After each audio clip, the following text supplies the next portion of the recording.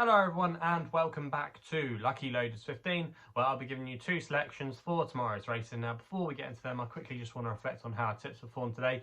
In the end, we just have one selection run for us because my nap at Chelmsford, Semsar, was a non-run and I thought he would go quite well. So he's definitely one I think you want to keep on side. I think he will be winning races in the near future and hopefully he'll be out on the race course soon. But he's definitely one to keep an eye on for next time out. But yeah, away from that, we just have one selection that ran for us today at Chepstow. That was Can You Cool, who finished in third place in the 250 at Chepstow. You have to say, really, it was a bit of a disappointing ride. I thought he got by Adam Wedge. It's not the first time that I've noticed it too, where he's not really been trying, I think, in my personal opinion, to get the best position in for the horse. It just looked like, really, he was saving him for another day. He was there in contention. He might have had an uphill task maybe to get past the winner today. I think maybe the winner probably would have won in the end if he had been trying or been asked for a little bit more of an effort. But in my personal opinion, you know, he just gave up way too early and never really knocked him about. And like I say, it just looked like he was saving him for another day, get a few pounds down the handicap and save him for another day. It was quite frustrating there, and it's not the first time I've seen Adam Wedge do that for Evan Williams over the last 12 months or so. I know Coconut Splash is a horse that I know quite a few people have backed a few times, and it hasn't necessarily, it's looked like he's not necessarily gone through with it. Lusitanian as well was a big eye catcher when he looked like he stopped him when he was full of running a few starts ago back in November, I think it was. So there have been a few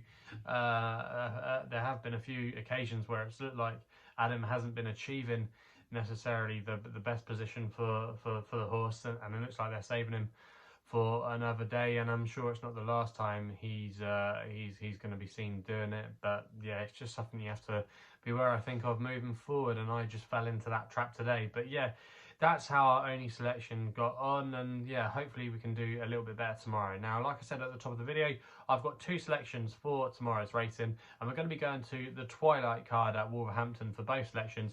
And the first selection is going to be coming in the 4 o'clock. It's a fillies handicap, and my next best of the day here is going to be in Inevitable Outcome for Laura Pearson, claiming free. She's riding for Dave Loughnane here. Now, this horse has got quite a good record over the course and distance. She won a few starts ago when she absolutely cruised into the race and was definitely worth more than the winning margin suggests. She was a very good winner that day. The last two runs have been a little bit disappointing. She finished 8th here over this course and distance last time out, and 5th at Kempton the time before. But I just thought tomorrow this was a little bit more of an easier assignment after her recent run. She's had a little bit of a break as well to freshen her up. Maybe those last couple of runs just came a little bit too quick for her, but she's had a couple of weeks off, and I think she'll be fresh and raring to go tomorrow. She's dropping in class. She's taking on the fillies again. There's going to be a bit of pace in here. She likes a little bit of pace. She can come off a strong pace. So I think that would definitely play to her strengths. And Dave Loughlane's team are going along quite nicely. I just thought 7-2, this horse was actually a bit of a big price in the context of this race. There's a few in here, like I said, Alcazan. You probably have Archie Watson's horse as well going forward. I think that would really suit an Inevitable Outcome, and it will give her a nice turn to the race. And I just thought you can make a case for her to be a little bit shorter, and I thought 7-2 there in this Class 5 filly fillies handicap made plenty of appeal for me. So that's why she's going to be my next best of the day. We then go to my nap, which runs in the 6:30, the feature on the card, and I thought Corvair here was a bit overpriced. He's currently available at 8-1 at the time recording with Betway and Bet Victor. I'm going to recommend a 1-point win bet here. Now, this horse, Corvair, he's recently moved yards to Robert Cow, and he's joined the Morley team there in the colours of the Morley Silks.